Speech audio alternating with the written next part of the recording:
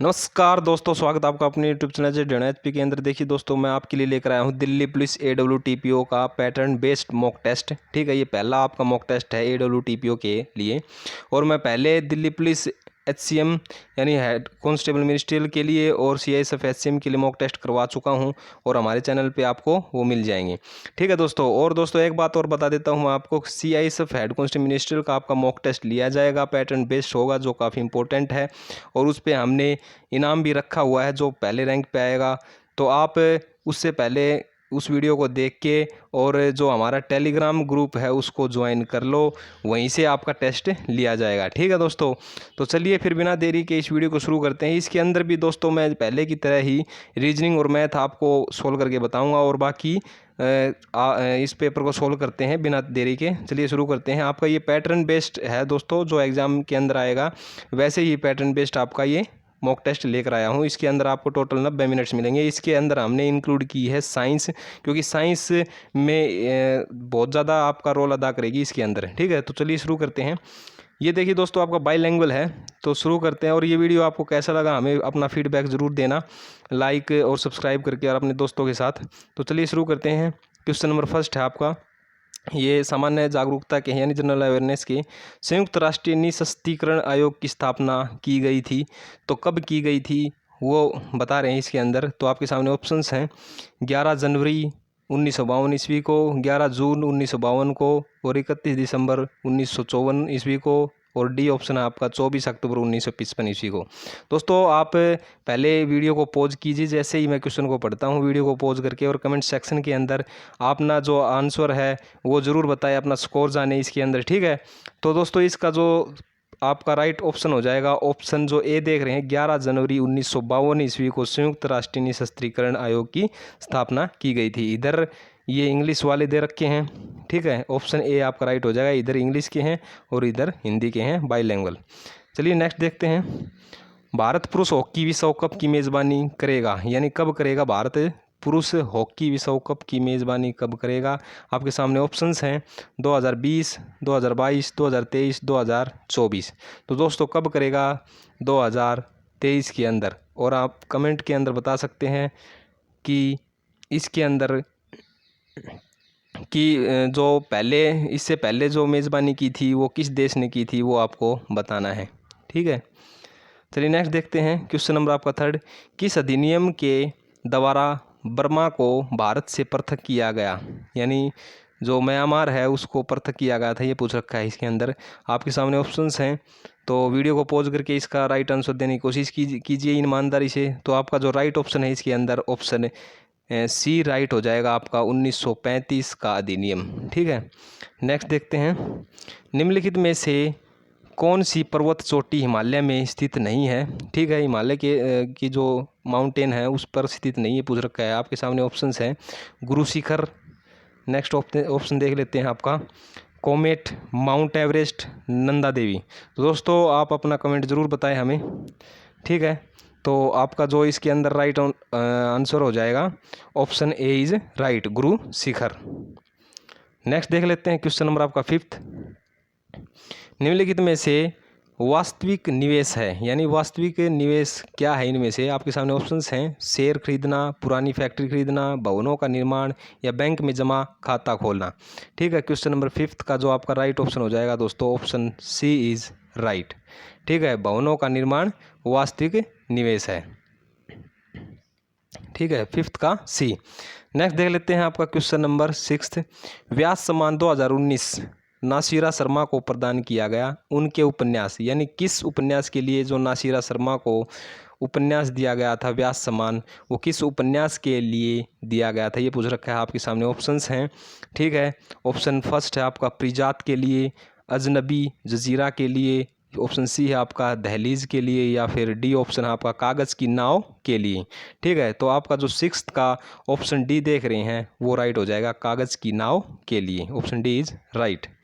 Next देख लेते हैं क्वेश्चन नंबर आपका 7th, राज्य के नीति निर्देशक तत्वों का उद्देश्य है। देखिए दोस्तों, काफ़ी इंपॉर्टेंट क्वेश्चन मैं आपको करवा रहा हूँ, ठीक है। कहीं मतलब ये लगा लो आपके एग्जाम के लिए 100 यानी 100% आपके इंपॉर्टेंट होने वाले हैं, ठीक है। क्वेश्चन नंबर 7th का आपका क्या है, राज्य के नीति निर्देशक तत्वों का उद्देश्य है, तो क्या है। तो आपके सामने ऑप्शंस हैं। मैं अगर सभी ऑप्शंस को पढ़ूंगा तो टाइम ज़्यादा लग जाएगा, तो आप वीडियो को पॉज करके अपना कमेंट सेक्शन के अंदर ज़रूर कमेंट करें। तो इसका जो राइट ऑप्शन हो जाएगा दोस्तों, ऑप्शन सी इज़ राइट, लोक कल्याणकारी राज्य की स्थापना करना।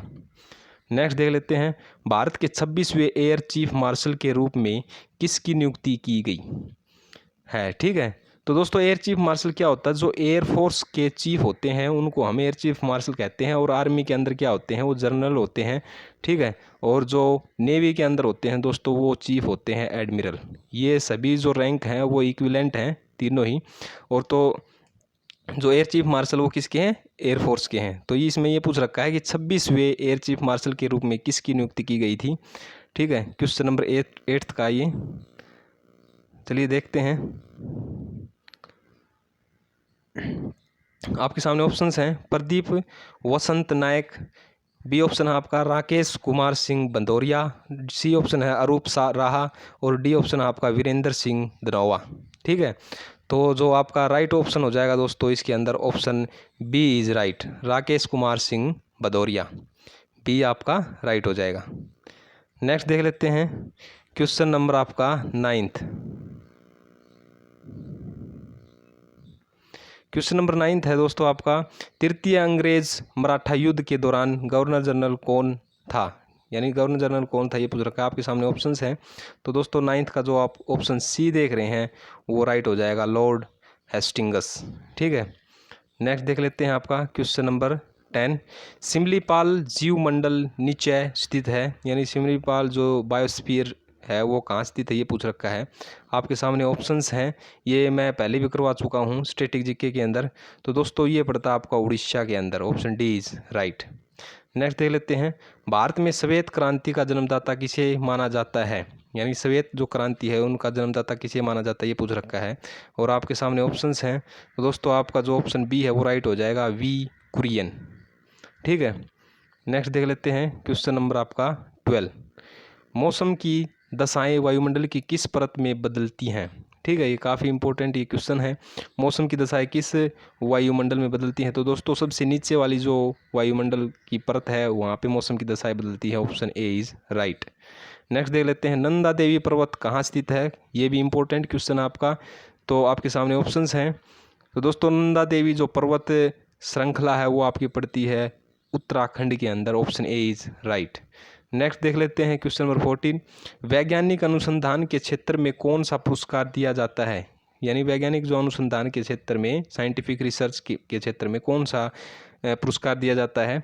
आपके सामने ऑप्शंस हैं, ठीक है। तो जो 14 का जो आप ऑप्शन ए देख रहे हैं वो आपका राइट हो जाएगा, GD बिरला पुरस्कार, ठीक है, ऑप्शन ए इज़ राइट।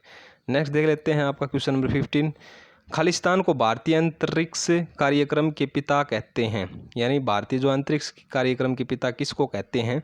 आपके सामने ऑप्शंस हैं, ठीक है, रामा के साराभाई, और जी माधवन नायर, और कृष्ण स्वामी रंगा, और डी ऑप्शन आपका विक्रम अम्बालाल साराभाई, ठीक है, विक्रम अम्बालाल साराभाई। तो आपका जो राइट ऑप्शन हो जाएगा वो हो जाएगा आपका डी, विक्रम अम्बालाल साराभाई। नेक्स्ट देख लेते हैं, प्रथम चीन युद्ध किसके बीच लड़ा गया था, यानी प्रथम चीन युद्ध किसके बीच लड़ा गया था, ये पूछ रखा है। आपके सामने ऑप्शंस हैं। तो दोस्तों ये युद्ध लड़ा गया था आपका चीन और ब्रिटेन के बीच, option A is right. Next देख लेते हैं क्वेश्चन नंबर 17, भारत की पहली जैव मीथेन आधारित बस को किस भारतीय कंपनी द्वारा लॉन्च किया गया था, यानी जो भारत की पहली जैव मीथेन आधारित बस थी उसको किस कंपनी ने लॉन्च किया था, ये पूछ रखा है इसके अंदर, ठीक है, 17। और आपके सामने ऑप्शंस हैं। तो दोस्तों वो किया था टाटा ने, option A is right. Next देख लेते हैं क्वेश्चन नंबर आपका 18, अकबर के शासनकाल के दौरान पंचतंत्र का फारसी में अनुवाद किसने किया था, यानी जो पंचतंत्र है उसका फारसी में अनुवाद किसने किया था अकबर के शासनकाल के समय। क्वेश्चन नंबर 18 आपके सामने ऑप्शंस हैं। तो दोस्तों वो किया था अबुल फजल ने, ठीक है, ये इंपॉर्टेंट क्वेश्चन है, याद रखना ये भी। नेक्स्ट देख लेते हैं क्वेश्चन नंबर 19 आपका, भारतीय संविधान के किस भाग में नागरिकता संबंधी प्रावधान उल्लेखित है? यानी भारतीय जो संविधान है उसके किस भाग में नागरिकता संबंधी प्रावधान उल्लेखित है, ये इसके अंदर पूछ रखा है। और चलिए देख लेते हैं ऑप्शन भाग 2, भाग 4, भाग 5 या भाग 3। 19 का जो आप ऑप्शन ए देख रहे हैं वो आपका राइट हो जाएगा भाग 2। ठीक है, नेक्स्ट देख लेते हैं क्वेश्चन नंबर आपका 20, नोवेल कोरोना वायरस के पहले मामले की पहचान कहाँ हुई थी? जो अभी फिलहाल चल रहा है, तो ये करंट का क्वेश्चन ये ऐड किया हुआ है। ठीक है, नोवेल तो ये जो मॉक टेस्ट हैं दोस्तों ये अभी बनाए हैं, जो काफ़ी इंपॉर्टेंट रहेंगे आपके आने वाले एग्जाम के अंदर। एग्जाम की आप टेंशन मत लीजिए, एग्जाम तो ज़रूर होगा ही सारी कंडीशन नॉर्मल होने के बाद। तो 20 जो देख रहे हैं, नोवेल कोरोना वायरस के पहले मामले की पहचान कहाँ हुई थी, और नोवेल से रिलेटेड जितने भी करंट अफेयर्स क्वेश्चन हैं हम आपके लिए लेकर ज़रूर आएंगे। तो 20 का आप ऑप्शन देख रहे हैं, काफ़ी हाईलाइट्स ये चर्चित जगह है, कौन सी है? Wuhan. Option C is right, जो चीन में पड़ती है। ठीक है दोस्तों, अब ये आपके 20 थे जीके के क्वेश्चन, अब ये आ गया आपके कंप्यूटर के, क्योंकि इसमें 10 क्वेश्चन दोस्तों कंप्यूटर के भी आएंगे। ठीक है, तो क्वेश्चन नंबर 21 क्या है, कह रहा है आपका, इंटरनेट में प्रत्येक होस्ट कंप्यूटर के पास होता है। यानी प्रत्येक जो होस्ट कंप्यूटर होता है, जो मेन कंप्यूटर होता है, उसके पास क्या होता है, ये इसके अंदर पूछ रखा है। ठीक है, आपके सामने ऑप्शंस हैं, तो दोस्तों आप जो ऑप्शन सी देख रहे हैं वो आपका राइट हो जाएगा। एक यूनिक आईपी एड्रेस होता है। ठीक है, इंटरनेट प्रोटोकॉल एड्रेस होता है, जैसा कि आपको पता है। ठीक है, वो फ़ोन के अंदर भी होता है और हर किसी का एक आईपी एड्रेस होता है। नेक्स्ट देख लेते हैं क्वेश्चन नंबर आपका 22, निम्नलिखित में से कौन सी एक एप्लीकेशन सॉफ्टवेयर पैकेज नहीं है? यानी एप्लीकेशन सॉफ्टवेयर पैकेज नहीं है, ये पूछ रखा है। आपके सामने ऑप्शंस हैं, तो दोस्तों जो आपका ऑप्शन ए है वो राइट हो जाएगा, रेड हैट लाइनेक्स, ये नहीं है, और बाकी ये तीनों एप्लीकेशन सॉफ्टवेयर पैकेज हैं।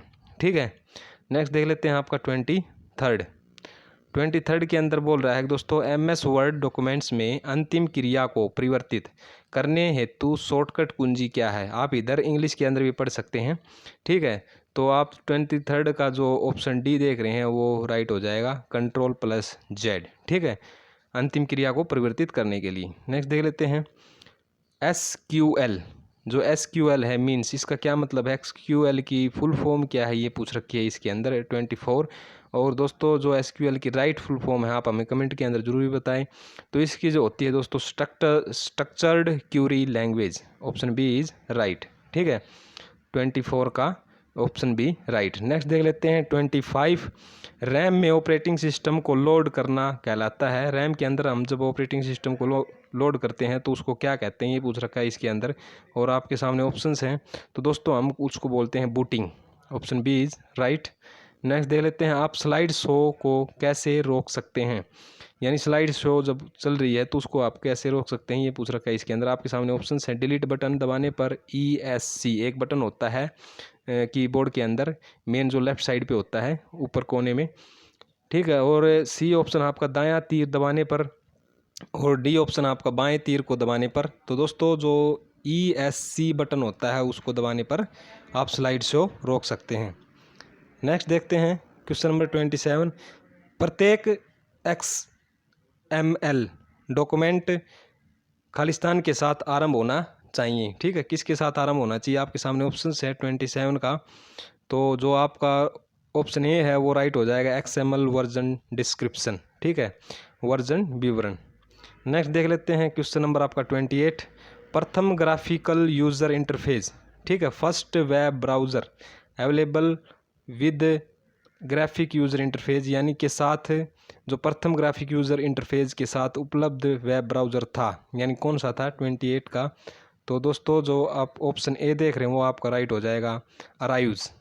ठीक है, नेक्स्ट देख लेते हैं 29, कंप्यूटर की दूसरी पीढ़ी खालिस्तान पर आधारित थी, तो किस पर आधारित थी दूसरी पीढ़ी? ये मैं पहले भी करवा चुका हूँ कंप्यूटर के, हमने 5-6 वीडियो करवाए हैं, उनके अंदर मैंने ये इतने इंपॉर्टेंट क्वेश्चन बताए भी हैं। तो दोस्तों वो थी आपकी आधारित ट्रांजिस्टर पर। ठीक है, पर्थनकों पर, यानी option B is right. Next देख लेते हैं क्वेश्चन नंबर 30, जब माइक्रोसॉफ्ट एक्सेल वर्कशीट के प्रकोष्ठों यानी सेल्स में संख्याएं प्रविष्ट की जाती हैं तो पूर्व निर्धारित स्थिति बाई डिफ़ॉल्ट द्वारा खालिस्तान होता है। ठीक है। 30 आपके सामने ऑप्शन है, बाई और संरेखित करना यानी लेफ्ट अलाइंग और अलाइंड इन सेंटर, राइट अलाइंग या जस्टिफाइड। तो दोस्तों आपका जो राइट ऑप्शन हो जाएगा इसके अंदर option A is right, by और संरेखित करना।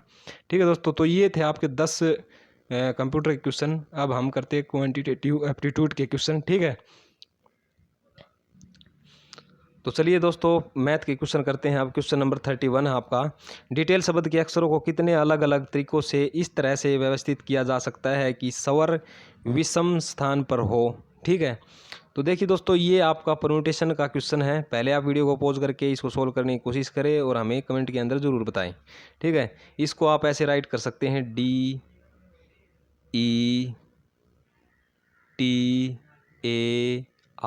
DETAL। ठीक है, देखिए यहाँ पे आपका वोवल है, यहाँ पे वोवल है, यहाँ पे वोवल है, यानी 3 इसके अंदर वोवल हो गए, वोवल इसके अंदर 3 और कॉन्सोनेंट भी इसके अंदर 3। ठीक है, तो इसके अंदर कितने तरीके से अल्टरनेट तरीके से अरेंज किया जा सकता है, आप डायरेक्ट यहाँ पे फॉर्मूला लगा सकते हैं परम्यूटेशन का। वो क्या होता है, परम्यूटेशन का फॉर्मूला होता है दोस्तों NPR। NPR का क्या फॉर्मूला होता है, n factorial divide by n-r फिर इसका फैक्टोरियल, ये फॉर्मूला होता है। ठीक है, डायरेक्ट आपका आंसर निकल कर आ जाएगा।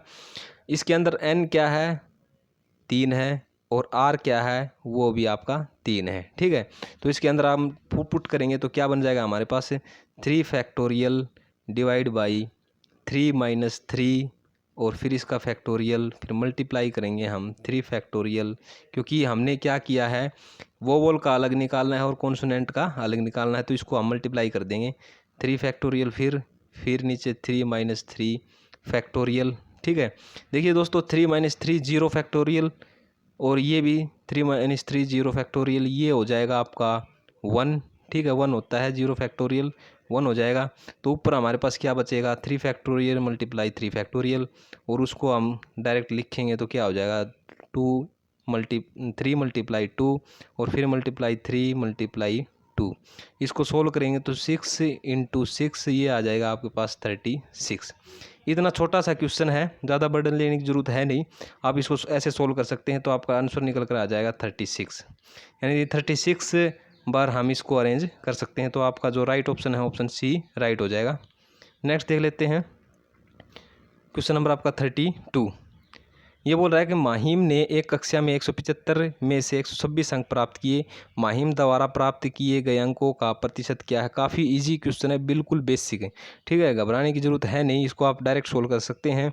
126 अंक प्राप्त किए कितने में से, 175 में से। ठीक है, और इसका प्रतिशत निकालना है, मल्टीप्लाई 100।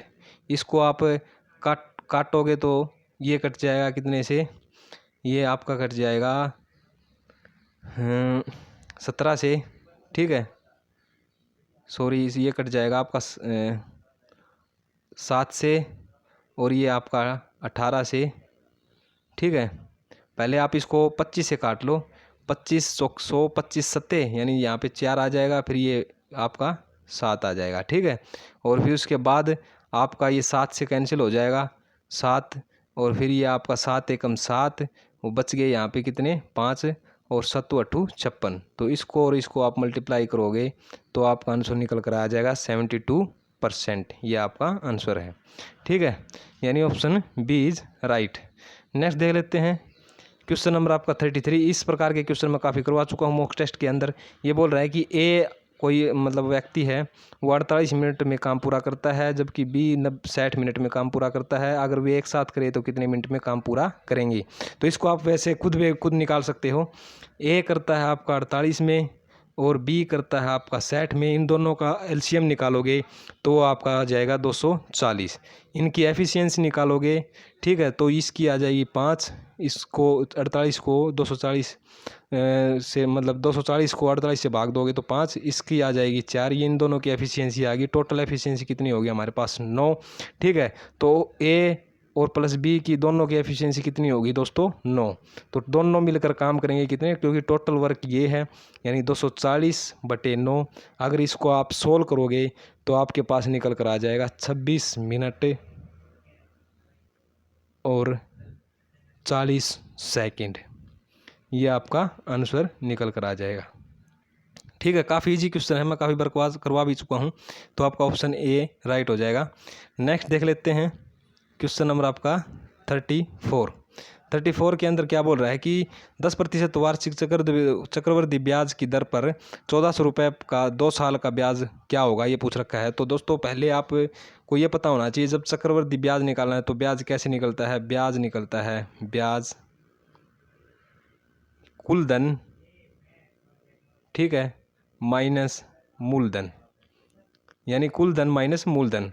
तो कुल धन का फॉर्मूला हमारे पास क्या आ जाएगा, P100 प्लस R, ये फॉर्मूला होता है चक्रवृद्धि ब्याज का, T टाइम और डिवाइड बाई 100 और माइनस P।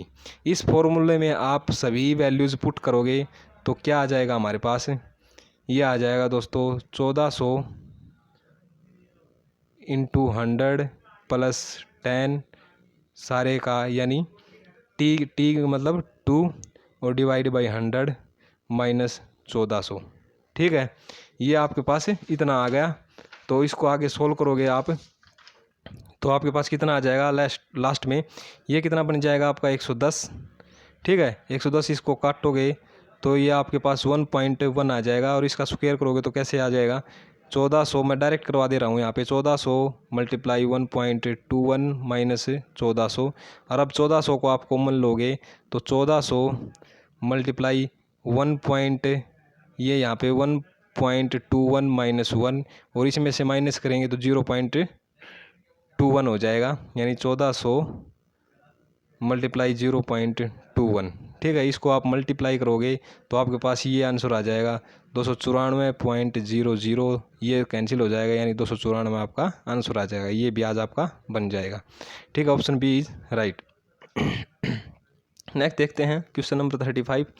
ये बोल रहा है कि यदि 121 चॉकलेट को 7:4 के अनुपात में बांटा जाता है तो चॉकलेट का छोटा भाग क्या होगा। देखिए 7:4 के अनुपात में बांटा जाएगा तो टोटल अनुपात कितना हो जाएगा हमारे पास 11। ठीक है, तो 11 अनुपात की वैल्यू हमारे पास कितनी है 121। एक की कितनी हो जाएगी, डिवाइड कर देंगे 11 से, 11 11 121। ठीक है, छोटे भाग की वैल्यू पूछी, छोटा भाग कितना है 4, इसको मल्टीप्लाई करोगे तो 44 हो जाएगा, और बड़ा भाग कितना हो जाएगा 77। ठीक है, तो छोटा भाग पूछा है तो हमारे पास कितना आ जाएगा, अरे इसको दोनों को जोड़ोगे तो हमारे पास कितना आ जाएगा 121, तो छोटा भाग कितना आ जाएगा हमारे पास 44। ठीक है, option B is right. Next देख लेते हैं, अगला भी 36 भी आपका इजी क्वेश्चन है। 14 31 एवं एक अन्य संख्या का औसत 30 है, तीसरी संख्या क्या होगी। देखिए दोस्तों टोटल कितनी संख्या है हमारे पास 3, तो जो तीसरी संख्या है उसको हम x मान लेते हैं। तो कैसे हो जाएगा, ये 14 प्लस 31 प्लस x, और टोटल कितनी संख्या है उसका औसत निकाले तो डिवाइड बाई 3 और इज इक्वल टू 30। 3 को उधर लेकर जाएंगे तो कितना बच जाएगा ये 90। ठीक है, 90 बन जाएगा। उसके बाद ये टोटल कितना हो जाएगा आपके पास 45, यानी 45 प्लस x बराबर 90। ठीक है, x को इधर रख लो, 45 को उधर लेकर जाओगे तो x इज इक्वल टू कितना हो जाएगा 45। ये आपका आंसर आ जाएगा। ये आप क्वेश्चन कर सकते हो, लेकिन मेरे को तो समझाना ही पड़ेगा। ठीक है, क्योंकि मैं मॉक टेस्ट करवाऊँ, तो जो आपका इसके अंदर ऑप्शन डी है वो राइट हो जाएगा। नेक्स्ट देख लेते हैं क्वेश्चन नंबर आपका 37। ये इसके अंदर दोस्तों इक्वेशन दे रखी है। ठीक है, इसको हमने सोल्व करना है, तो उससे पहले आप क्या करोगे, जो ये ब्रैकेट दे रखा है उसको आपको सोल्व करना है। ठीक है, और ब्रैकेट सोल्व करने के बाद ये आपके पास आ जाएगा 80 डिवाइड बाई 5, और जब ब्रैकेट को आप सोल्व करोगे बोर्ड मास लगा के, आपको बोर्ड मास लगाना है इसके अंदर, बोर्ड मास। ठीक है, पहले इसके अंदर क्या आ रहा है, ब्रैकेट आ रहा है, तो ब्रैकेट को सोल्व करोगे तो ब्रैकेट जब आप सोल्व करोगे तो ये बन जाएगा आपके पास 70 डिवाइड बाई 3 और डिवाइड बाई फिर 12। तो इसको कैसे करोगे 80, अब उसके बाद आपको इसको फिर डिवाइड करना है। 80 डिवाइड बाई ये कितना 350। ठीक है, 350/3 है, और इसको फिर डिवाइड करेंगे तो ये आपके पास 12। ठीक है, उसको फिर से अगेन डिवाइड कर दो तो आपके पास कितना आ जाएगा 80 डिवाइड बाई 350, और जो ये है ये आपका ऊपर चला जाएगा 3 और डिवाइड बाई 12। इसको आप सोल्व करोगे तो आपके पास आंसर निकल कर आ जाएगा 8.22। ठीक है, ये आपका आंसर है। देख लेते कौन से ऑप्शन में आपका आंसर है।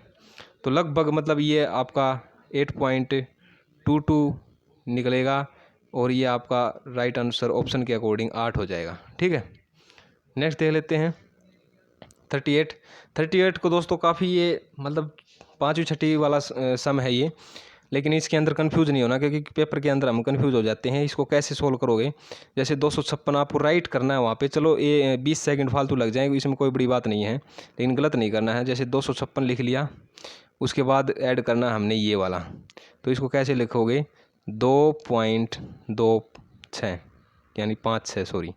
उसके बाद इसको कैसे लिखना है, ये पहले एक सेकंड थोड़ी गलती हो गई, आपने 256 लिख लिया 256, उसके बाद ये लिखना है 25 यानी 25.6, उसके बाद ये लिखना है 2.56, उसके बाद फिर ये लिखना है 0.256, उसके बाद ये लिखना है फिर 0.0256। ऐसे आपको राइट करना है और इनको ऐड करते चले जाना है। जब इनको आप ऐड करोगे 38 का, तो आपके पास ये ऑप्शन निकल कर आ जाएगा, ऑप्शन डी इज राइट। ठीक है, नेक्स्ट देख लेते हैं क्वेश्चन नंबर आपका 39। नीचे दी गई भिन्नों में से कौन सी भिन्न 13/19 के बराबर नहीं है, यानी जो 13/19 के बराबर है उनको छोड़ना है। तो इसमें बाई ऑप्शन हम इसके अंदर करेंगे। देखिए जो पहली वाली आप भिन्न देख रहे हैं, पहली वाली भिन्न देख रहे हैं, वो आपको 3 से काटोगे इसको तो ये बन जाएगा आपकी 13/19, 3 से काटोगे 13/19 बन जाएगी। तो ये तो बराबर है हमारी, ये आपका ऑप्शन नहीं हो सकता, यानी ये बराबर है सॉरी। उसके बाद बी ऑप्शन है, उसको आप 7 से काटोगे तो ये भी आपकी 13/19 बन जाएगी। इसको आपको 3 से डिवाइड करना है, इसको आपको 7 से डिवाइड करना है, यानी एटलीस्ट हमने ये चेक करना है कौन सी इक्वल है। और जो आप ऑप्शन सी देख रहे हैं वो आपकी न तो 3 से कम्प्लीटली कटेगी और न ही 7 से, तो जो आपका सी ऑप्शन है वो राइट हो जाएगा। ठीक है, C option is right. Next देख लेते हैं क्वेश्चन नंबर 14। ये बोल रहा है कि सुवीक को ₹198 में एक वस्तु को बेचने पर 12% की हानि हुई, तो 8% का लाभ कमाने के लिए उसे कितनी कीमत बढ़ानी होगी।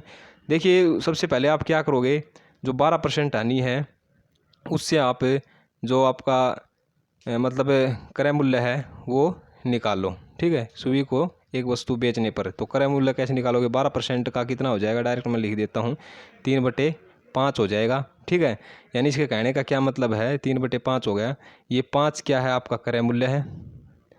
ठीक है, और ये क्या है आपकी हानि है।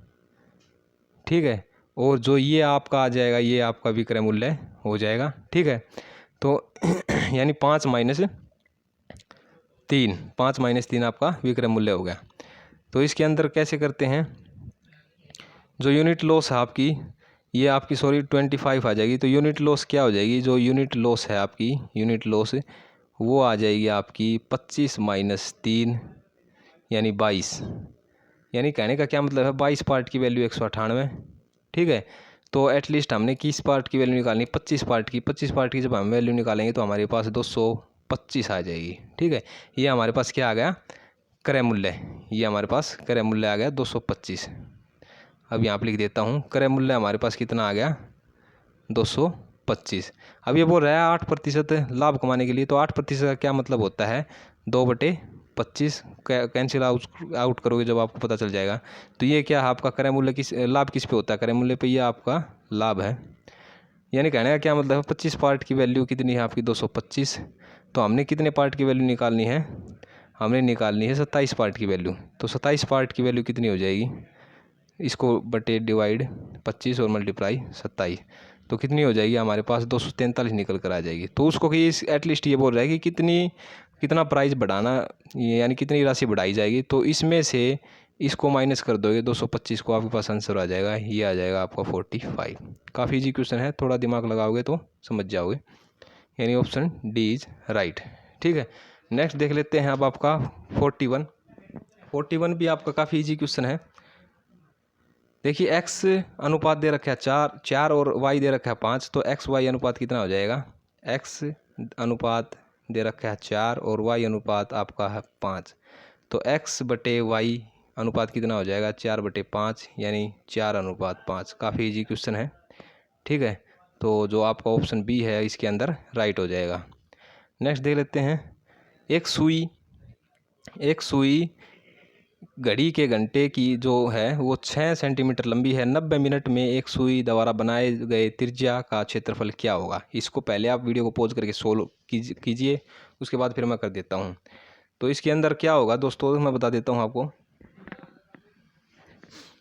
देखिए, आपको पता है कि जो सुई होती है, जो टोटल घड़ी का जो 12 घंटे होते हैं, 12 घंटे के अंदर कितना कोण बनता है, 360 का बनता है, आपको पता है, ठीक है।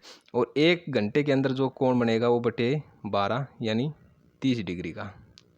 अब ये क्या बोल रहे हैं, 90 मिनट का जब हम घंटा बनाएंगे तो कितना हो जाएगा, 90 बटे 60, तो ये कितना आ जाएगा, 3/2 हावर। अब हमने इसके हेल्प से क्या निकालना है, एंगल निकालना है। तो एंगल निकालेंगे, कितना आ जाएगा, 3/2 × 30, तो एंगल निकल कर आ जाएगा हमारे पास 45 डिग्री। ये मेन हमने एंगल निकालना था। अब क्षेत्रफल निकालना है, तो क्षेत्रफल कैसे आ जाएगा। देखिए, एंगल आ गया हमारे पास 45 डिग्री 90 मिनट का, ठीक है। तो क्षेत्रफल कैसे आ जाएगा, क्षेत्रफल का फॉर्मूला होता है यानी थीटा यानी 45 बटे फिर 360 और मल्टीप्लाई पाई आर स्क्वायर। उसके अंदर आप वैल्यू पुट करोगे, पाई यानी 22/7 और आर कितना है आपके पास, 6 × 6। इसको जब आप काटोगे तो आपके पास निकल कर आ जाएगा 99/7, ठीक है। तो आपके पास आंसर आ जाएगा 14.44, ठीक है, सेंटीमीटर स्क्वायर। ये आपके पास आंसर आ गया। तो इसके अंदर जो आपका ऑप्शन डी है वो राइट हो जाएगा। नेक्स्ट देख लेते हैं क्वेश्चन नंबर आपको 43। यदि एक घन के विकर्ण की लंबाई इतनी है यानी 4√3 है सेंटीमीटर है, तो उसका आयतन क्या होगा। देखिए, हमें पता है कि जो घन का विकर्ण डायगोनल होता है वो क्या होता है, जो घन का डायगोनल होता है वो होता है हमारे पास डायगोनल √3a, ये होता है। उसकी वैल्यू कितनी दे रखी है, ये घन का डायगोनल होता है, डायगोनल, ठीक है। उसकी वैल्यू कितनी दे रखी है, 4√3। तो 3 से 3 कैंसिल्स आउट हो गया, यानी ए हमारे पास कितना आ गया, 4। अब हमने क्या निकालनी है, वॉल्यूम निकालनी है। वॉल्यूम क्या होती है, a³, और जब 4 का क्यूब करोगे तो हमारे पास आंसर निकल कर आ जाएगा 64, ठीक है। क्या निकल कर आ गया हमारे पास, 64 सेंटीमीटर क्यूब। तो option B is right. Next देख लेते हैं क्वेश्चन नंबर 44। देखिए, एक समचतुर्भुज है यानी एक रोम्बस, उसके अंदर जिसमें डी से ए बी पर डाला गया लंब ए बी को समद्विभाजित करता है, तब समचतुर्भुज का एक कोण क्या होगा। तो आपके पास ऐसे ही ये समचतुर्भुज है, ठीक है। इसको ए बी और सी डी, तो इस पे ऐसे लंब डाला गया है। ये इसको हम कोण 1 मान लेते हैं, इसको हम कोण 2 मान लेते हैं, और इसको हम कोण, तो ये एटलीस्ट ये हमने निकालना है, इसको थीटा मान लेते हैं, ठीक है। देखिए, आपको पता है जो समचतुर्भुज की लंब है ये इसको कितने भागों में काटता है, यानी 1:2 में बाइसेक्ट करता है, ठीक है। तो जो आप एंगल 1 और एंगल 2 देख रहे हैं वो आपके बाइसेक्शन एंगल हैं, बाइसेक्शन एंगल, ठीक है, क्योंकि ए बी समानांतर है सी डी के। और जो एंगल 1 है वो आपका एंगल 3 हो जाएगा, यानी एक एंगल 3 के बराबर हो जाएगा, वो होता है अल्टरनेटिव इंटीरियर एंगल, ठीक है। अल्टरनेटिव इंटीरियर एंगल हो गया। तो ये आप इक्वेशन फर्स्ट मान लो, ये आप सेकंड मान लो। तो कहने का क्या मतलब है, from first and second angle 2 = angle 3, ठीक है। इसका क्या मतलब है, BC = CD। देखिए, ये आपका 90 डिग्री का हो जाएगा, ठीक है, 90 डिग्री। तो अगर ये 1:2 में काटेगी तो इसको ये निकल कर आ जाएगा आपके पास कितना, ये निकल कर आ जाएगा आपके पास 30, ठीक है, और ये निकल कर आ जाएगा आपका 60, क्योंकि जब टोटल 3 अनुपात की वैल्यू 90 है तो 2 अनुपात की वैल्यू कितनी हो जाएगी, 60। तो ऑप्शन के अकॉर्डिंग देख लेते हैं, तो आपका जो ऑप्शन ए है वो राइट हो जाएगा। नेक्स्ट देख लेते हैं क्वेश्चन नंबर आपका 45 के अंदर क्या बोल रहा है, 45 के अंदर बोल रहा है किसी घड़ी का अंकित मूल्य 720 है। एक आदमी उस घड़ी को 2 क्रमागत बट्टे प्राप्त करने के पश्चात रुपये 550.80 में बेच देता है। यदि पहला बट्टा 10% है तो दूसरा बट्टा इसके अंदर निकालना है। ठीक है, देखिए 10% का क्या मतलब होता है आपको पता है। 10% का मतलब होता है 1/10। पहला बट्टा क्या है, 10 है, तो दूसरा बट्टा यानी क्या होगा, कम कर देता है तो अंकित मूल्य को। ठीक है, यानी 2 क्रमागत बट्टे घटाने के लिए कम कर देता है, तो दूसरा बट्टा क्या हो जाएगा हमारे पास, इसमें से ए घटा देंगे 9। ठीक है, तो ये x ये y, और देखिए जब ये बट्टा दे रहा था 10% तो क्या था मूल्य 720, और जब ये दे रहा था तो क्या था 550.80। इनको आप क्रॉस मल्टीप्लाई करोगे, ये x और y मानने की इतनी ज़रूरत है नहीं, जब क्रॉस और मल्टीप्लाई करोगे तो आपके पास क्या आ जाएगा, ये आ जाएगा 6,480 और 550.8। ठीक है, क्रॉस मल्टीप्लाई करोगे तो इनका डिफरेंस कितना आ गया, डिफरेंस आ गया 975 आपका, और किस में से आया है 6,480 में से। ठीक है, तो मल्टीप्लाई कर देंगे हम 100 से, तो इसको जब आप काटोगे तो आपके पास आंसर आ जाएगा 15%। तो आपका ऑप्शन ए है वो राइट हो जाएगा। नेक्स्ट देख लेते हैं 46 भी आपका इजी क्वेश्चन है। ये बोल रहा है कि 5 की पावर ए इतना है, यानी 5 की पावर ए बराबर है आपका 3125। अब 3125 को कितना लिख सकते हैं हम, 5 की पावर 5 सोल्व करोगे तब। तो कहने का क्या मतलब, जब बेस सेम हो गए तो पावर भी सेम इक्वल हो जाएंगी। जब बेस सेम है तो पावर इक्वल हो जाएंगी। एक ए कितना आ जाएगा आपके पास 5, और हमने वैल्यू निकालनी है इसकी, यानी 5 की पावर ए -3, इसके अंदर पुट करोगे 5 की पावर 5 - 3, यानी कितना आ गया 5 की पावर 2, और 5 की पावर 2 कितनी होती है आपको पता है 25। ठीक है, यानी option A is right, option A आपका राइट हो जाएगा। अब नेक्स्ट देख लेते हैं, यदि 10 मजदूर हर रोज़ 8 घंटे काम करते हुए एक काम 6 दिन में पूरा करते हैं तो हर रोज़ 6 घंटे काम कर 8 दिन में वह काम करने में कितने मजदूर लगेंगे। ठीक है, पूछ रखा है, तो इसका तो आप डायरेक्ट फॉर्मूला होता है। देखिए 10 मजदूर और कितने घंटे काम करते हैं 8, और कितने दिन काम करते हैं 6, और इक्वल रख देते हैं उसको। 6 घंटे काम करते हैं 8 दिन में, और हमने निकालने हैं मजदूर यानी मैन। तो इसको आप काटोगे तो इससे ये कैंसिल आउट हो जाएगा, इससे ये कैंसिल आउट हो जाएगा, तो एम की वैल्यू कितनी आ जाएगी आपके पास 10। तो option D is right. Next देख लेते हैं क्वेश्चन नंबर आपका 48। 35 छात्रों की औसत उम्र कितनी है 15। तो ये कहने का क्या मतलब, टोटल उम्र कितनी आ जाएगी 35 × 15। अब क्या बोल रहा है, 16 वर्ष औसत उम्र के 5 नए छात्र और ऐड किए गए हैं, यानी 16 × 5। अब देखिए टोटल उम्र आ जाएगी, और कैंडिडेट कितने हो जाएंगे 35 और 5 40 बटे 40 कर देंगे, नया औसत हमारे पास निकल कर आ जाएगा। ठीक है, और जब नया औसत आपके पास निकल कर आएगा इसके अंदर 48 के अंदर, ठीक है, ये टोटल जो उम्र आ जाएगी आपकी कितनी आ जाएगी, टोटल उम्र आ जाएगी आपकी 605 जब ऐड करोगे और डिवाइड बाई 40, तो आपके पास आंसर कितना आ जाएगा 15.125 वर्ष। ठीक है, यानी 15.125 वर्ष। Option C is right. Next देख लेते हैं आपका, नेक्स्ट काफ़ी इजी क्वेश्चन है 49। ये बोल रहा है कि निम्नलिखित प्रश्नों का उत्तर देने के लिए तालिका का ध्यानपूर्वक अध्ययन करें। तालिका विभिन्न वर्षों में 3 अलग अलग कंपनियों द्वारा उत्पादित लैपटॉपों की संख्या, जो ये लैपटॉपों की संख्या दे रखी है थाउजेंड्स में है, यानी हज़ार में दर्शाया गया है। आगे क्या बोल रहा है, सभी वर्षों में, पहले आप इसको चेकआउट कर लो, ध्यान से देख लो, ये दे रखी है कंपनी ए और कंपनी बी और कंपनी सी के द्वारा उत्पादित है, ये वर्ष के अनुसार। ये बोल रहा है सभी वर्षों में, यानी टोटल वर्षों में कंपनी ए द्वारा निर्मित लैपटॉप की लगभग औसत संख्या क्या है।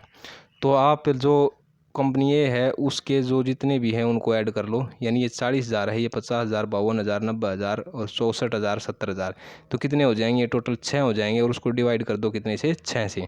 जब आप इसको 40,000 के हिसाब से ऐड करोगे तो आपके पास हो जाएगा ये 3,66,000 आ जाएगा। ठीक है, और डिवाइड करोगे आप 6 से तो आपके पास 61,000 आंसर आ जाएगा, ये औसत संख्या है आंसर। ठीक है, तो आपका जो ऑप्शन बी है वो राइट हो जाएगा। Option B is right. Next दे लेते हैं क्वेश्चन नंबर आपका 50।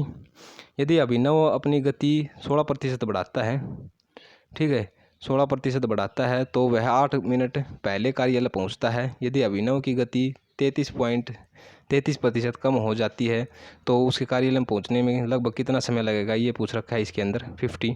देखिए जो स्पीड और टाइम है, अभिनव ने 16% गति को बढ़ाया है, ठीक है, 16% गति को बढ़ाया है। तो 16% का क्या मतलब है, इसके अंदर हम 16% निकालें, 16% यानी बटे 100 करें तो ये 4 से कैंसिल आउट हो जाएगा 25। यानी पहले आपकी कितनी थी, 25 थी, फिर कितनी हो गई, 29।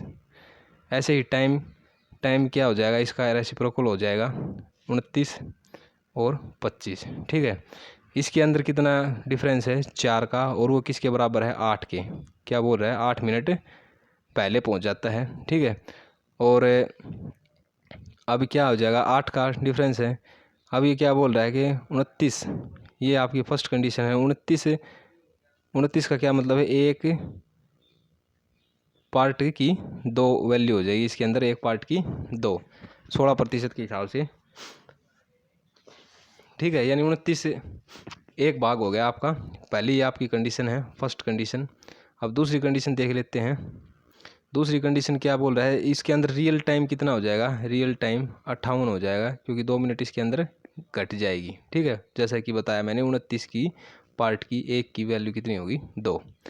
अब उसके बाद सेकंड कंडीशन के अंदर बोल रहा है कि सेकंड जो कंडीशन है उसके अंदर आपका आ जाएगा 33% के हिसाब से करोगे तो 3 था पहले, फिर 2 हो गया, घटाया है इसके अंदर, कम की है, ठीक है। फिर 2 से 3 हो जाएगा, और इसकी करोगे तो आप इसकी क्या हो जाएगी, 2 पार्ट की वैल्यू कितनी, 58 आपकी, और एक की कितनी आ जाएगी, वो आपकी 29, ठीक है। एक की आपकी 29 आ जाएगी। तो इसको आप अगर मल्टीप्लाई करोगे 29 से तो आपके पास 3 को मल्टीप्लाई करोगे, हमने ये निकालना है लगने वाला समय। 3 को 29 से मल्टीप्लाई करोगे तो आपके पास आंसर आ जाएगा 87 मिनट, ठीक है। यानी option A is right. Next दे लेते हैं क्वेश्चन नंबर 51। एक वर्गाकार मैदान का क्षेत्रफल यानी स्क्वायर का क्षेत्रफल 196 है। इस मैदान के तीन और घेरा रस्सी बंद करने के लिए, यानी जो 3 साइड है उनको टोटल निकालना हमने। तो इसके अंदर जो वर्गाकार का क्षेत्रफल होता है क्या होता है, ए स्क्वायर बराबर 196, ठीक है। तो ए का की वैल्यू कितनी आ जाएगी हमारे पास 14, और 3 तरफ करना है, यानी एक तरफ प्लस फिर 2 तरफ और प्लस फिर 3 तरफ, यानी 14 तिये 42, यही आपका आंसर आ जाएगा सेंटीमीटर, ठीक है। Option B is right. Next देख लेते हैं आपका क्वेश्चन नंबर 52। एक अंक 36 से उतना ही बड़ा है जितना कि वह 86 से छोटा है, नंबर ज्ञात कीजिए। तो स्टेटमेंट के अकॉर्डिंग वो नंबर मान लिया हमने x, तो 36 से उतना ही बड़ा है, यानी इसमें 36 घटा देंगे, और उसके बाद क्या बोल रहे हैं, जितना 86 से छोटा है, यानी 86 से छोटा है x। इनको हम दोनों कंडीशन को इक्वल रख देते हैं, तो आपके पास 2x है, वो कितना आ जाएगा आपका 122 आ जाएगा, ठीक है, 122। तो x की वैल्यू कितनी आ जाएगी आपके पास 61, ये आपकी संख्या है, ठीक है। Option A is right. Next देख लेते हैं क्वेश्चन नंबर आपका 53। ये गिवन चार्ट है, आप वीडियो पॉज करके इसको पढ़ लीजिए। यानी 5 कंपनियां शाखाएं दी गई हैं इसके अंदर, ठीक है। और जो कलाई घड़ियों की बिक्री है उनकी जानकारी दे रखी है इसके अंदर। और फिर जो क्वेश्चन में आप क्या बोल रहा है, A1, A3 और A5 की 2016 में कुल बिक्री कितनी थी, ये पूछ रखा है। तो 2016 क्या है इसके अंदर, जो ये लाइनिंग वाला है ये 2016 है आपका। और इसमें क्या करोगे आप, जो A1 है, A1 का यानी 5 करोड़ों में है, ये 5 जोड़ दिया, 5 करोड़ प्लस, और फिर A3 का देख लेते हैं। A3 का ये कितना है, ये 25 प्लस 25 करोड़ प्लस जो A5 का है, A5 कौन सा है, ये है, इसका कितना है 10 करोड़। इसको हम ऐड कर देंगे, कितना हो जाएगा 30, यानी 40 करोड़ हो जाएगा। और क्या बोल रहा है कि कितनी कुल बिक्री हुई है इसके अंदर, ठीक है, 40 करोड़ आ गया आपकी, यही आपका आंसर है। Option A is right. Next देख लेते हैं क्वेश्चन नंबर आपका 54। 54 के अंदर बोल रहा है एक त्रिभुज ABC यदि भुजा AB इतनी है, AC इतनी है और BC इतनी है तो कोण B ज्ञात कीजिए। पहले हम त्रिभुज चेक करेंगे, इसके अंदर हम जो राइट एंगल ट्रायंगल का फॉर्मूला होता है वो लगाएंगे हम। जैसे कर्ण का वर्ग इज इक्वल टू बेस का वर्ग यानी आधार का वर्ग ये वर्ग हो गया इसका भी, और प्लस लंब का वर्ग, ये इसके अंदर करेंगे तो इसके अंदर ये ऐड करेंगे तो क्या हो जाएगा, जो बड़ी संख्या आपकी साइड है वो कौन सी है, AC है, तो यानी 12 का वर्ग इज इक्वल टू, अगर ये 12 के वर्ग के इक्वल आ गई तो ये दोनों साइड, तो उससे अकॉर्डिंग देखते फिर हम, और 6√3 का वर्ग प्लस 6 का वर्ग। इसको अगर हम सोल्व करते हैं तो ये आ जाएगा आपको 36 गुणा 3 और प्लस 36, ठीक है। और जब इसको हम सोल्व करेंगे तो आपके पास 144 आ जाएगा, और ये भी आपका बन जाएगा 144। इसका क्या मतलब है, जो ये ट्रायंगल है ABC वो राइट एंगल ट्रायंगल है, तो जो B कोण है, यानी ये ट्रायंगल ऐसे बन जाएगी ABC, तो जो B कोण है वो आपका 90 डिग्री का हो जाएगा, ठीक है। Option C is right. Next दे लेते हैं क्वेश्चन नंबर आपका 55। इसके अंदर x+1 यानी ये दे रखा है x+1/x इज इक्वल टू 3 है, और हमने इसकी वैल्यू फाइंड आउट करेंगे। देखिए पहले हम फर्स्ट टाइम इसका वर्क करेंगे, दोनों तरफ ही करना है आपको, ये नोटबुक के अंदर सोल्व करना है और हमें बताना है कि मेथड सही है या नहीं है। इसका पहली बार आप वर्क करोगे तो x² + 1/x² और प्लस 2x × 1/x, तो x से x ये कैंसिल आउट हो जाएगा, ये कितना हो जाएगा आपका 9 हो जाएगा, 9 को उधर ले जाओगे तो ये 7 बच जाएगा। यानी कहने का क्या मतलब है, ये वैल्यू आ गई हमारे पास। उसके बाद जो x² है प्लस x² + 1/x², इसका दोबारा से फिर आप वर्क करोगे तो आपके पास पावर बन जाएगी x⁴ + 1/x⁴। ऐसे ही जो पिछले में बताया है, ऐसे प्रोसेस जो बचता है हमारे पास है उसको 2 को फिर उधर ले जाना है। फिर इसके बाद फिर वंस अगेन इसका फिर आप वर्क करना है आपने, और जब आप वर्क करोगे, ठीक है, तो आपका जो आंसर निकल कर आ जाएगा इसके अंदर 55 के अंदर, इसे काफ़ी लंबा हो जाता है दोस्तों, इसलिए मैंने शॉर्ट बता दिया। तो आपका जो आंसर निकल कर आ जाएगा वो आ जाएगा ऑप्शन C इज राइट, ठीक है। अब नेक्स्ट देख लेते हैं, रीजनिंग का आपका क्वेश्चन आ गया है इसके अंदर, ठीक है। रीजनिंग हम सोल्व करेंगे अब 56 के अंदर। काफ़ी जी क्वेश्चन है। राम 12 किलोमीटर दक्षिण की ओर जाता है तथा दाईं ओर मुड़ता है, 10 किलोमीटर चलता है। देखिए ये राम यहाँ से शुरू हुआ, 12 किलोमीटर चला, 12 किलोमीटर, फिर 10 किलोमीटर, फिर दाईं ओर मुड़ा, ये 10 किलोमीटर चला, फिर ये क्या कर रहा है दाएं ओर फिर मुड़ा, ये 12 किलोमीटर चला। ये बोल रहा है कि इनिशियल पॉइंट से राम कितनी दूर है, तो 10 किलोमीटर दूर है, सिंपल, ठीक है। ऐसे सम है ये करने हैं, तो ऑप्शन D इज राइट।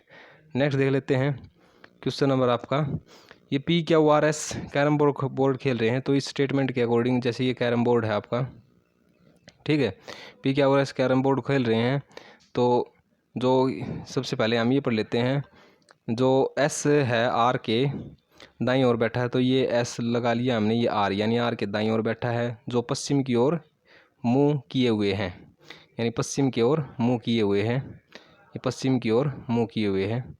उसके बाद क्या बोल रहा है, P और R साझेदार हैं और S और Q साझेदार हैं, तो S के साझेदार कौन हो गया Q, और P के साझेदार कौन हो गया R, ठीक है। तो ये बोल रहा है Q किस दिशा में मुंह करके बैठा है, तो ये दोस्तों उत्तर की ओर, option D is right. Next दे लेते हैं क्वेश्चन नंबर आपका 58। इसके अंदर देखिए इनका जो गैप है वो चेकआउट करिए। इसका जो गैप है वो आपका 5 है, और इसका फिर जो गैप है आपका वो कितना 8 है, और इसका जो गैप आपका कितना है 11 है, और इसका जो गैप आपका कितना है 14 है, ठीक है। यानी कहने का क्या मतलब है, 5 में +3 करेंगे तो 8, और 8 में फिर +3 करेंगे तो आपका 11, और 11 में फिर +3 करेंगे आपका 14 बनता है, ठीक है। यानी ये इसके अंदर लॉजिक लग रहा है। अब आगे चेकआउट कर लेते हैं, जो दोस्तों 32 और 47 के बीच में गैप कितना बताया मैंने, 14 का बताया है, और आगे कितना गैप है, यानी 14 का गैप होना चाहिए। कहने का मतलब ये है, पहले इसके अंदर कितना था 11 का था, तो 14 का गैप के साथ ये 15 का गैप है, लेकिन होना चाहिए कितना का 14 का होना चाहिए गैप। 32 और 47 के बीच में गैप कितना है 15 का, लेकिन होना चाहिए कितना 14 का, तो ये रोंग ही संख्या है आपकी। तो यानी 32 + 14 आपकी कितनी आ जाएगी 46। ऐसे ही करना है आपको, ठीक है। तो इसके अंदर कौन सी रोंग हो जाएगी देख लेते हैं, option D is right. Next देख लेते हैं, ट्रांसपोर्ट वह शब्द जो ट्रांसपोर्ट के अक्षरों का प्रयोग करके नहीं बनाया जा सकता, तो दोस्तों इसके अंदर जो आप सी ऑप्शन देख रहे हैं वो राइट हो जाएगा। इसके अंदर यू है और इस कंप्लीट वर्ड के अंदर यू नहीं है। नेक्स्ट देख लेते हैं आपका क्वेश्चन नंबर आपका 60 के अंदर बोल रहा है कि ए 3P का अर्थ है, यानी जो 3 का अर्थ है वो क्या है, माँ, और जो 4 का अर्थ है वो आपका भाई, और 9 का अर्थ है वो आपका पति, और 5 का अर्थ है वो आपका पुत्री। ठीक है, तो ऐसे ही एक ग्राफ बनेगा। ये बोल रहा है कि KM की सांस कौन सी है। ठीक है, KM की सांस कौन सी है, तो इसके अंदर देखिए सांस हमने बतानी है, सांस हमने बतानी है इसके अंदर। तो हमने ये ऑप्शन तो लेने ही नहीं है माँ वाले, तो इसके अंदर हम चलिए देख लेते हैं। देखिए हम ऑप्शन उठाते हैं, ऑप्शन बी जैसे ए उठा लिया हमने, ए के अंदर हमने चेकआउट नहीं करना है क्योंकि इसके अंदर सांस नहीं आएगा। इसके अंदर जो 5 वाला जो ऑप्शन है वो उठाना है। 5 में क्या बोल रहा है, क्योंकि हमने पुत्री और मम्मी का रिलेशन इसमें फाइंड आउट करना है, तो ये आपके पास ऐसे ग्राफ बन जाएगा। M9 जो बी ऑप्शन देख रहे हैं, N, फिर 5, फिर K, और फिर 3, और फिर J। ठीक है, कहने का क्या मतलब है, ये इसकी माँ हो गई। ठीक है, ये इसकी पुत्री हो गई। 5 का मतलब क्या है, पुत्री, और ये इसकी कितनी होगी, पति पत्नी हो गई, ये दोनों पति पत्नी। ठीक है, कहने का क्या मतलब है, जो M है वो के की क्या लगेगी, सास। ठीक है, यानी के क्या लगेगी, M की सांस लगेगी। तो इसके अंदर जो बी ऑप्शन है वो आपका राइट हो जाएगा। नेक्स्ट देख लेते हैं, लुप्त संख्या को चुनना है। इसके अंदर देखिए, इसके अंदर क्या करोगे आप, 1 का क्यूब करोगे, 0 का क्यूब करोगे, फिर 1 का क्यूब करोगे, फिर 2 का क्यूब करोगे, फिर 3 का क्यूब करोगे। इसके अंदर फिर क्या करना है आपको, 4 का क्यूब करना है, यानी 64। Option D is right. Next देख लेते हैं, यदि प्रकाश को सुबह, सुबह को अंधेरा, अंधेरे को रात, और रात को धूप, तो सामान्यतः हम कब सोते हैं। देखिए इसके अंदर बोल रहा है कि रात को क्या बोलते हैं, धूप, तो हम कब सोएंगे, धूप। Option A is right. Next दे लेते हैं आपका 63 काफ़ी इजी क्वेश्चन है। 63 के अंदर देखिए जो बी और डी का जो डिफरेंस है वो कितना है, +2 का है। ठीक है, और आगे जो ई और एच, चलिए दोबारा बता देता हूँ मैं, जो बी और डी का डिफरेंस है वो कितना है, +2, और जो ई और एच का डिफरेंस है वो कितना है आपका, +3। ऐसे ही डिफरेंस होते चले जाएंगे। ठीक है, +2 +3, और जो नंबर है उनके अकॉर्डिंग कितना डिफरेंस है, नंबर का जो डिफरेंस आ रहा है वो आ जाएगा आपका, जैसे 2 और 5 के बीच में कैसे, 2 × 2 + 1, फिर आगे 5 × 2 + 2। ठीक है, यानी कहने का मतलब 12, फिर आगे 12 × 2 + 3, ऐसे ही ऐड होते चले जाएंगे। तो इसके अकॉर्डिंग आप सोल्व करोगे इस नोटबुक के अंदर। 63 का जो डी ऑप्शन है वो आपका राइट हो जाएगा। नेक्स्ट देख लेते हैं 64 के अंदर आप नंबरिंग डायरेक्ट इसके अंदर नंबरिंग डाल लो, यानी बी की 1, फिर 2, 3, 4, 12 तक। ठीक है, फिर उसको आप रेसिप्रोकल करके चेक आउट करोगे, यानी कहने का क्या मतलब है, आप नंबरिंग डाल के इस जो ये सब है आप खुद सोल्व कीजिए इसको। ठीक है, अगर नहीं आता हमें कमेंट में बताइए, अगली वीडियो में हम बता देंगे। लेकिन ये इजी क्वेश्चन है, आप इसके अंदर पूरा दिमाग लगाइए, जो इसके अकॉर्डिंग जो ऑप्शन बी है वो आपका राइट हो जाएगा। नेक्स्ट देख लेते हैं, एक कोडिड भाषा में यानी प्लॉट को ये बोला जाता है, यानी PLOT को टेक को ये, तो प्लेट को क्या बोला जाएगा। इसके अंदर जो P की वैल्यू है वो 5 है, L की वैल्यू है वो 3 है। ठीक है, और जो A की वैल्यू है वो आपकी 7 है, और जो टी की वैल्यू हो आपकी 1 है। उसके अकॉर्डिंग आप सोल्व करोगे 65, तो 65 का जो डी ऑप्शन देख रहे हैं वो आपका राइट हो जाएगा। ठीक है, नेक्स्ट देख लेते हैं, आप बस में जा रहे हैं। ठीक है, बस आपके गंतव्य स्थान पर पहुंच गई, परंतु अधिक भीड़ होने के कारण आपने अभी तक टिकट नहीं लिया, तो आप क्या करेंगे, यानी क्या इसके अंदर जायज़ है, ये पूछ रखा है। शर्मिंदगी महसूस करेंगे, बिल्कुल नहीं करेंगे, परिचालक को बुलाएंगे, उसे पैसे दे, वो भीड़ में नहीं आ सकता। हम ये कर सकते हैं, जो नज़दीक बैठा आदमी है उसको पैसे दे सकते हैं, वो परिचालक से टिकट ले लेगा, यानी option C is right. Next देख लेते हैं, इसके अंदर ये सम है, मैं काफ़ी बार करवा चुका हूँ। जो इसके अंदर जो रिपीट हो रहा है यानी 6 हो रहा है, उसको आप एंटी क्लॉकवाइज ऐसे राइट डाउन करते चले जाओ। कैसे करना है, यानी 6, 4 और 5, उसके बाद 6, 1 और 3। ठीक है, यानी 3 के ये बोल रहा है कि यदि ऊपर अंक 3 है तो नीचे क्या होगा, तो नीचे क्या होगा, 5। Option C is right. Next देख लेते हैं 68। इसके अंदर भिन्न चुनना है, तो जस्ता, तांबा, लोहा, पित्तल। तो दोस्तों इसके अंदर पित्तल आपका भिन्न हो जाएगा, ऑप्शन डी इज राइट। उसके बाद देख लेते हैं, इसको वर्ण अनुसार हमने वो करना है, व्यवस्थित करना है वर्णों के अनुसार। तो पहले क्या आ जाएगा, इलेक्ट, क्योंकि इसके अंदर कम वर्ण है। फिर उसके बाद आपका आ जाएगा इलेक्शन 2, उसके बाद आपका इलेक्टर 3, वो डिक्शनरी के अनुसार भी हमने चेकआउट करना है, ठीक है। फिर उसके बाद इलेक्ट्रिक 4, उसके बाद ये 5। तो मध्य में कौन सा आया है ये पूछ रखा है, ठीक है। तो मध्य में कौन सा आ गया, 1 2 3, 3 वाले यानी elector, option A is right. Next दे लेते हैं 17 आपका। ये बोला है कि एक ठोस घन छोटे छोटे 64 घनों का प्रयोग करते हुए बनाया गया है, तो कितने घनों, इसके अंदर देखिए घन क्या होता है, ए क्यूब 64, तो ए की वैल्यू कितनी आ जाएगी 4, यानी 4 फलक बनेंगे इसके अंदर, फलक टोटल कितने फलक बनेंगे 4, ठीक है। तो 4 फलक में कितने दिखाई नहीं देंगे, 2 ऊपर वाला दिखाई देगा, नीचे वाला दिखाई देगा, बीच वाला नहीं दिखाई देगा, यानी 4 + 4 8, टोटल 8 इसके अंदर आंसर आ जाएगा आपका, यानी option D is right. Next देख लेते हैं आपका 71 के अंदर देखिए, सबसे पहले सुव्यवस्थित करना है इसको। सबसे पहले क्या होती है, जनसंख्या, उसके बाद यानी ये 1 पे आ जाएगा। फिर उसके बाद बेरोजगारी बढ़ती है 2, उसके बाद फिर गरीबी होती है 3, उसके बाद फिर क्या होती है, बीमारी होती है 4, उसके बाद फिर मृत्यु होती है 5। ऐसे आपको सुव्यवस्थित करना है इसके अंदर, ठीक है। तो 71 का आपका आंसर आ जाएगा बी इज राइट आंसर, ठीक है। नेक्स्ट देख लेते हैं आपका 72। आरती सौम्या से बड़ी है, मुस्कान आरती से बड़ी है, लेकिन कशिश से छोटी है, कशिश सौम्या से बड़ी है, और उसके बाद सौम्या मुस्कान से छोटी है, गोरगी सबसे बड़ी है, तो कौन सबसे छोटी है। तो आप इसको ऐसे स्टेटमेंट को पढ़ के गोरगी जो है उसको आप सबसे ऊपर राइट डाउन कर लो, ठीक है। ऐसे ग्राफ बनता चला जाएगा, उसके बाद कशिश आ जाएगी, ठीक है। उसके बाद आपकी आ जाएगी मुस्कान, उसके बाद आज की आ जाएगी आरती, उसके बाद आपकी आ जाएगी सौम्या। तो इसके अंदर सबसे छोटी जो है वो बताना है, तो जो आपका ऑप्शन ए है वो राइट हो जाएगा, सौम्या, ठीक है। नेक्स्ट देख लेते हैं, इसके अंदर नेक्स्ट श्रेणी क्या आएगी, ये सिंगल लाइन, फिर ये ऊपर ये 4 लाइन हो गई, फिर उसके बाद ये आ जाएगा, option B is right. Next देख लेते हैं, इसके अंदर देखिए सोमवार को हम 1 मान लेते हैं, इसको हम 2 मान लेते हैं, ठीक है। 1 का वर्ग करेंगे, फिर 2 का वर्ग करेंगे, तो आपके पास 5 आ जाएगा। तो मंगलवार को क्या माना था 2, इसको 3 मान लेते हैं, इनका फिर वर्ग करेंगे तो आपके पास आंसर आ जाएगा 13।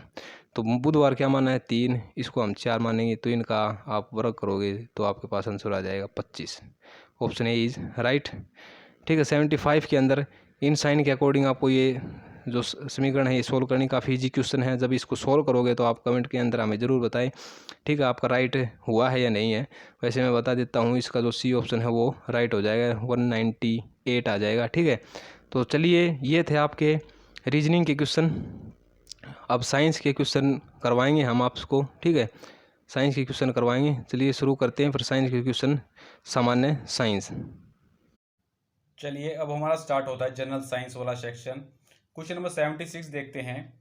The correct structure of the drug paracetamol is, दवा पैरासीटामोल की सही संरचना क्या है। तो ऑप्शन बी यहाँ पर राइट होगा, OHNCOCH3, ठीक है। ये क्वेश्चन हमने आपको केमिस्ट्री इन एवरीडे लाइफ में भी करवाए थे। Next question number 77, the reason for a physical change to be named as such is that the, एक भौतिक परिवर्तन का नाम इस तरह से दिया जाना चाहिए। भौतिक परिवर्तन में आपको बताना है कि क्या क्या होता है। फर्स्ट दिया गया change occurs only in the physical property, तो बिल्कुल राइट रीजन है ये। ऑप्शन बी दिया गया transfer of energy take place, तो एनर्जी ट्रांसफर भी होता है फिजिकल चेंज के अंदर। सी ऑप्शन है रिवर्सिबल चेंज, ये रिवर्सिबल चेंज होता है दोस्तों, ठीक है। फिजिकल चेंज के अंदर फिजिकल प्रॉपर्टीज के अंदर चेंज होता है, एनर्जी ट्रांसफर टेक प्लेस होता है, और रिवर्सिबल चेंज ये होता है। तो ऑप्शन डी यहाँ पर राइट हो जाएगा, ठीक है।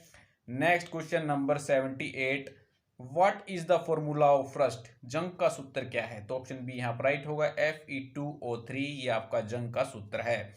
Next question number 79, unit of magnetic flux density और मैग्नेटिक इंडक्शन, चुंबकीय प्रवाह घनत्व या चुंबकीय प्रेरण की इकाई क्या है। तो ऑल ऑफ द अबोव, ठीक है, सारी जो है ये मैग्नेटिक फ्लक्स डेंसिटी की यूनिट है। Next question number 80, which law explain swimming, कौन सा नियम तैराकी की व्याख्या करता है। तो स्विमिंग क्या है, एक्शन रिएक्शन, तो ऑप्शन सी यहाँ पर राइट होगा। एक्शन रिएक्शन किसमें होता है, न्यूटन्स थर्ड लॉ के अंदर, ठीक है। न्यूटन का तीसरा नियम तैराकी की व्याख्या करता है। Next question number 81, automobiles use blank acid for batteries. Automobiles कौन से एसिड का यूज करते हैं बैटरीज के लिए? तो ऑप्शन ए यहाँ पर राइट होगा, सल्फ्यूरिक एसिड। ठीक है, ऑटोमोबाइल बैटरी के लिए सल्फ्यूरिक अम्ल का उपयोग करते हैं। काफी बार रिपीट हुआ क्वेश्चन है ये दोस्तों। ठीक है, काफी बार एग्जाम में पूछा गया है, तो मोस्ट इंपोर्टेंट क्वेश्चन है, याद कीजिएगा इसको। Next question number 82, Solvay process is use to make. Solvay प्रक्रिया का उपयोग क्या बनाने के लिए किया जाता है? ठीक है, तो सोडियम कार्बोनेट बनाने के लिए सोलवे प्रोसेस का यूज किया जाता है। चलिए देख लेते हैं कैसे सोडियम कार्बोनेट फॉर्म होता है।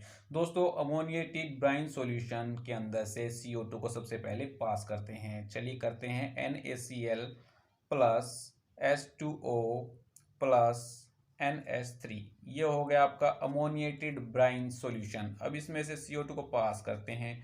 ठीक है, तो ये फॉर्मेशन कर देता है NaHCO3। ठीक है, यहाँ पर NaHCO3 के प्रेसिपिटेट बनते हैं प्लस NH4Cl।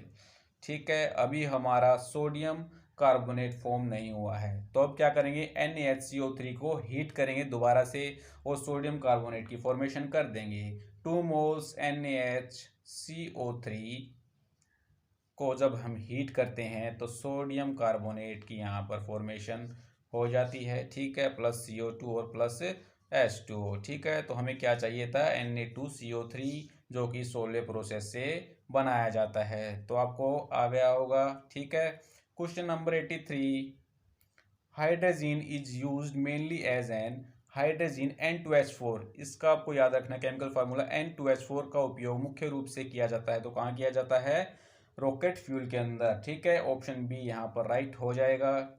रॉकेट फ्यूल के अंदर हाइड्रोजन का यूज किया जाता है। इसका स्ट्रक्चर होता है N, यहाँ पर H चिपकाएंगे, यहाँ पर H चिपकाएंगे, यहाँ पर H चिपकाएंगे और यहाँ पर भी H चिपका देंगे। ठीक है, 2 इलेक्ट्रॉन लगाएंगे यहाँ पर। ये आपका N2H4 का स्ट्रक्चर हो दोस्तों। ठीक है, तो इंपॉर्टेंट है, याद कीजिएगा इसको। Question number 84, the symbol for calcium. Calcium के लिए प्रतीक आपको बताना है, तो कौन सा है, ऑप्शन बी। ठीक है, एलिमेंट के सिंबल्स आपके सिलेबस में दिए गए हैं, तो एक क्वेश्चन यहाँ से पूछा जाएगा दोस्तों। ठीक है, और एटॉमिक नंबर जो कैल्शियम का होता है वो कितना होता है, 20। ठीक है, एटॉमिक नंबर भी पूछा जा सकता है आपसे। क्वेश्चन नंबर 85 करेंगे, how many electrons does the outermost shell of neon have. Neon के सबसे बाहरी खोल में कितने इलेक्ट्रॉन होते हैं? ठीक है, चलिए कर लेते हैं। एटॉमिक नंबर जो होता है नियोन का होता है 10। इसका इलेक्ट्रॉनिक कॉन्फ़िगरेशन लिखेंगे, हीलियम 2s2 2p6। ठीक है, तो कितने इलेक्ट्रॉन हो गया आउटर मोस्ट सेल के अंदर, 8। ऑप्शन बी यहाँ पर राइट हो जाएगा। नेक्स्ट करेंगे जो कि इलेक्ट्रोकेमिस्ट्री का क्वेश्चन है, based on the cell notation for a spontaneous reaction at anode. Anode पर आपको बताना है कि क्या होगा। अगर आपने इलेक्ट्रोकेमिस्ट्री पढ़ रखी है तो आप इस क्वेश्चन को इजीली सोल्व कर सकते हो दोस्तों। कुछ एक क्वेश्चन मॉडरेट भी मिलेंगे एग्जाम में आपको, सारे ही इजी नहीं मिलेंगे। चलिए दे रखा है Ag solid, AgCl solid, Cl negative aqueous, Br negative aqueous, Br2 liquid, carbon solid. और बीच में आप देख रहे हो 2 डंडे, ये है साल्ट ब्रिज। ठीक है, साल्ट ब्रिज के लेफ्ट साइड के अंदर क्या होता है, एनोड, और राइट साइड में क्या होता है, कैथोड। एनोड पर हमेशा ऑक्सीडेशन होता है दोस्तों। ठीक है, और कैथोड पर हमेशा क्या होता है, रिडक्शन। अब हम हाफ सेल रिएक्शन लिखेंगे कहाँ पर, एनोड पर, half cell reaction at anode. यहाँ पर जो Ag सॉलिड है, Ag जो सॉलिड है ये ऑक्सीडाइज्ड होकर Ag पॉजिटिव की फॉर्मेशन करेगा। Ag सॉलिड किसकी फॉर्मेशन कर देगा, Ag पॉजिटिव, और एक इलेक्ट्रॉन यहाँ से निकल जाएगा दोस्तों। ठीक है, तो यहाँ पर क्या हो रहा है, ऑक्सीडेशन। तो आंसर हमारा यहीं से आ चुका है, Ag गेट्स ऑक्सीडाइज्ड।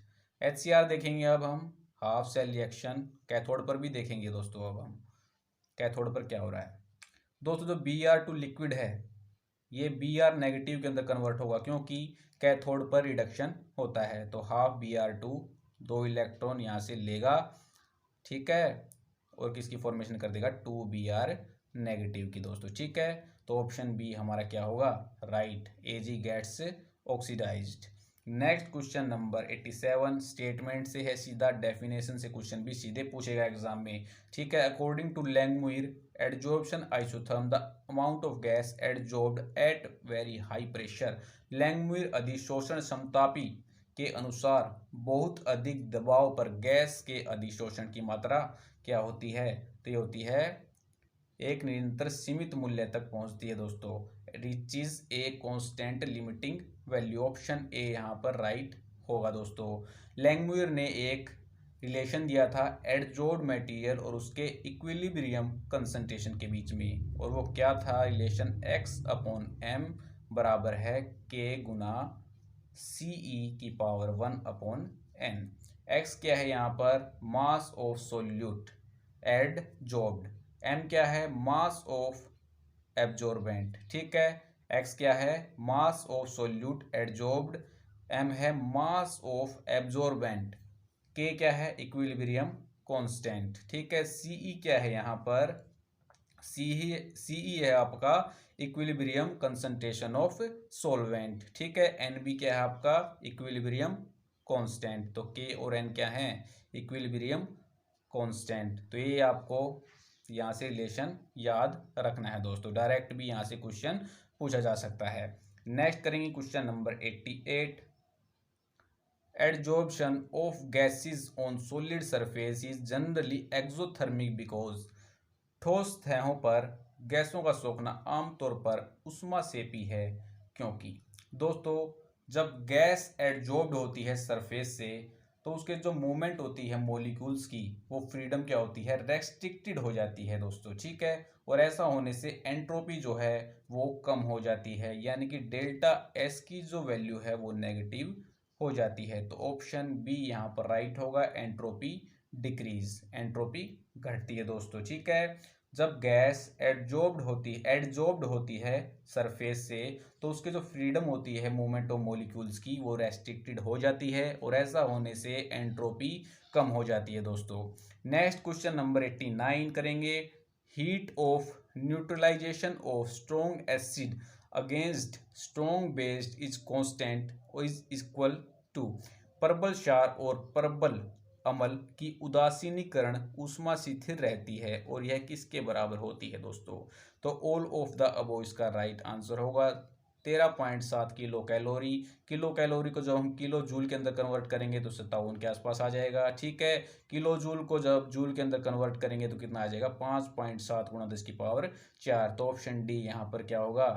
राइट होगा दोस्तों। नेक्स्ट क्वेश्चन नंबर 90 करेंगे। इजी क्वेश्चन है ये। Which of the following statement is wrong? निम्न में से कौन सा कथन गलत है? फर्स्ट स्टेटमेंट दी गई यहाँ पर sound travels in a straight line, तो बिल्कुल राइट है। सेकंड दिया गया sound is a form of energy, तो ये भी राइट है। सी है sound travels in the form of waves, तो ये भी बिल्कुल राइट है। डी ऑप्शन दिया गया है sound travel faster in vacuum than air, तो ये स्टेटमेंट हमारी रॉन्ग है। ऑप्शन डी यहाँ से गलत हो जाएगा। ध्वनि हवा की तुलना में निर्वात में तेजी से यात्रा करती है, ये ऑप्शन आपका गलत है।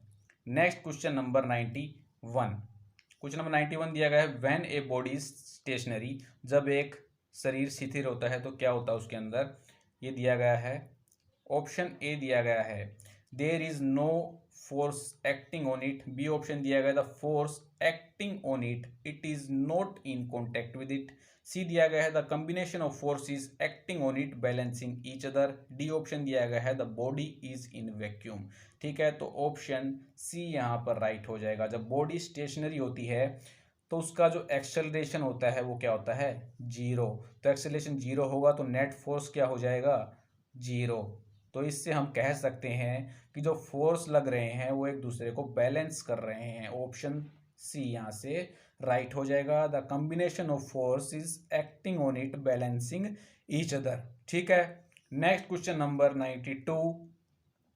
The resultant force of 5n and 10n can not be.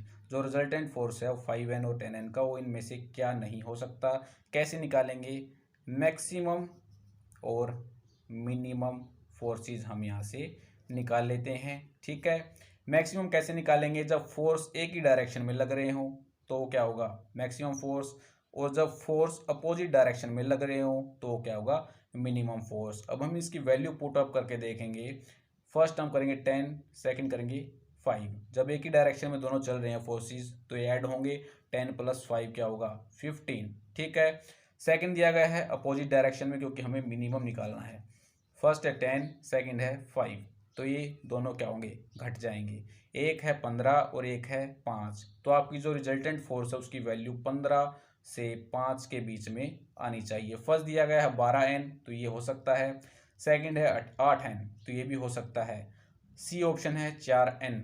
4N नहीं हो सकता दोस्तों, ठीक है, क्योंकि हमारी जो रिजल्टेंट फोर्स की वैल्यू है वो 5 से 15 के बीच में आनी चाहिए। तो ऑप्शन सी हमारा राइट हो जाएगा। 5N तो हमारा आया हुआ है, ठीक है। तो 5 से 15 के बीच में रिजल्टेंट फोर्स हो सकते हैं, और 5 से कम दोस्तों यहाँ पर जो दिया गया 4N ये हो नहीं सकता दोस्तों। Next question number 93, the magnetism of magnet is due to, चुंबक का चुंबकत्व किसके कारण होता है? तो ऑप्शन ए हमारा राइट होगा, the spin motion of electron, electron की स्पिन गति के कारण। ठीक है, ये मैग्नेटिज्म का क्वेश्चन है जो आपके सिलेबस में दिया गया है।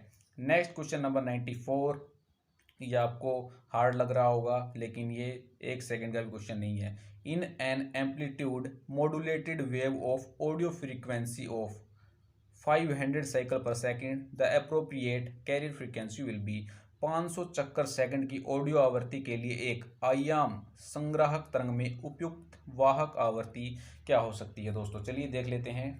दोस्तों जो कैरियर फ्रीक्वेंसी होती है वो ज़्यादा होती है ऑडियो फ्रीक्वेंसी से, ठीक है। तो इसके अंदर ऑप्शन देखिए, 500 से ज़्यादा होना चाहिए क्योंकि हमने कैरियर फ्रीक्वेंसी निकालनी है। 500 से ज़्यादा कौन सा है? ऑप्शन डी, ठीक है, 5000 साइकिल्स पर सेकंड। ठीक है, तो ये आपकी क्या हो जाएगी? Carrier frequency. Carrier frequency audio frequency से ज़्यादा होती है, ठीक है, तो ऑप्शन डी हमारा राइट हो जाएगा। 5000 साइकिल्स पर सेकंड, 5000 चक्कर प्रति सेकंड। नेक्स्ट क्वेश्चन नंबर 95 दिया गया है, ओम्स लॉ से है। Ohm's law state which relationship between electrical quantities, Ohm का नियम बताता है कि विद्युत धारा के बीच में कौन सा संबंध है, ठीक है। तो ओम का नियम क्या होता है? V = IR, ठीक है। तो V = IR किसके अंदर दिया गया है? ऑप्शन ए के अंदर, volt times resistance. Option A आपका राइट हो जाएगा, और किसी के अंदर नहीं है, नहीं है भाई, ऑप्शन ए ही आपका राइट हो जाएगा।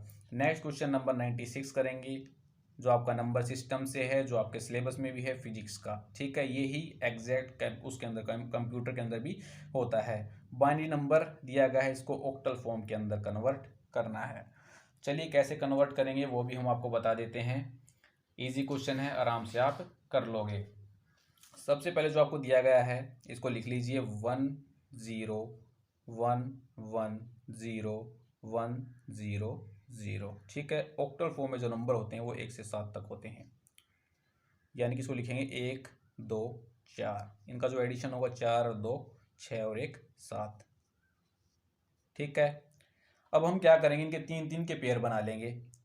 1 बन गया, 2 बन गया, ये तीसरा बन गया। तीसरे के अंदर 2 ही है, अब आप ये बोलोगे कि इसके अंदर 3 नहीं है, तो हम क्या करेंगे, इसके अंदर आगे 0 चिपका देंगे दोस्तों, ठीक है।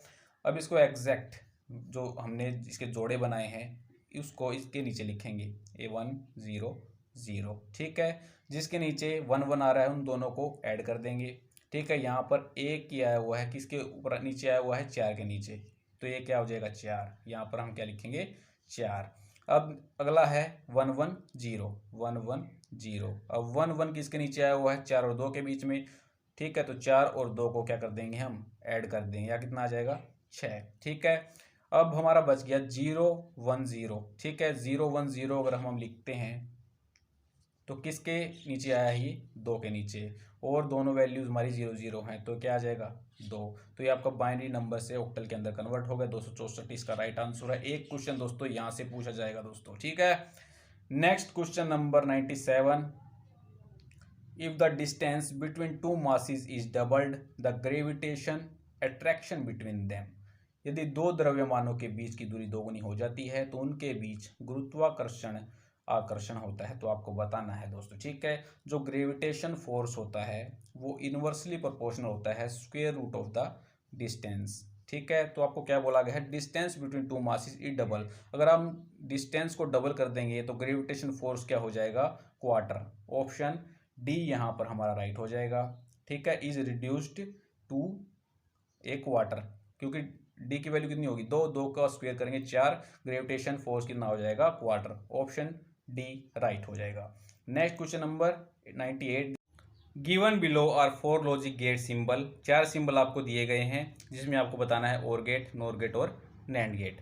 चलिए देख लेते हैं 4 सिंबल्स में से और गेट, नॉर गेट और नैंड गेट हम निकालेंगे। और गेट को हम कैसे याद करेंगे दोस्तों, इसकी एक छोटी स्टिक होती है, ओ लगाइए, ठीक है, फिर इसके आगे आर को चिपका दीजिए, तो ऐसे कुछ घुमावदार आकृति आपकी बन जाती है, ये आकृति आपकी बन जाती है दोस्तों, ठीक है। 2 इसके अंदर इनपुट होते हैं और एक होता है आउटपुट, तो ऐसा किस आकृति के अंदर है, ऑप्शन फर्स्ट के अंदर, तो ये हमारा क्या हो गया और गेट। चलिए अब देखते हैं नॉर गेट।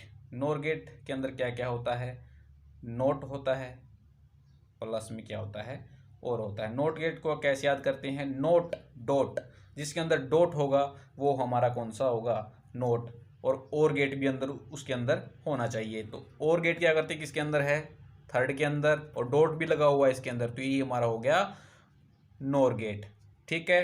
अब हम देखेंगे नैंड गेट। नैंड गेट कैसे बनता है, नैंड गेट बनता है नोट से, नोट यानी डॉट से, प्लस में एंड से। एंड कैसे याद करते हैं, एंड डी, एंड डी, तो जिसके अंदर डी जैसी आकृति होगी वो हमारा होगा एंड गेट।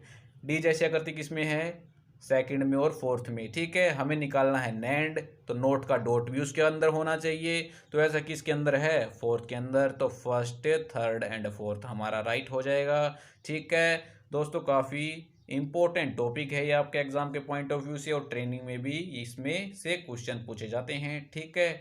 तो आपको कम्युनिकेशन की पोस्ट है, तो कम्युनिकेशन के रिगार्डिंग गेट्स काफ़ी इंपॉर्टेंट होते हैं दोस्तों, ठीक है।